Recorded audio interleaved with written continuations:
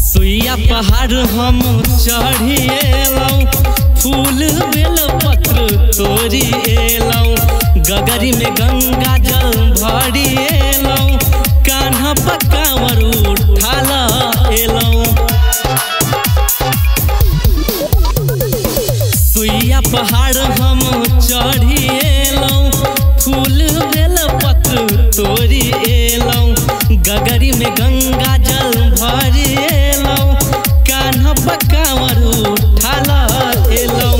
हो प्रसन्न बाबा खोलू न नयन बाबा, करै छी अहाँ सरजिया यो, दर्शन दिया है यो भोला बाबा, खोलू न अपन केवाड़ी यो, दर्शन दिया है यो भोला बाबा, खोलू न अपन केवाड़ी यो।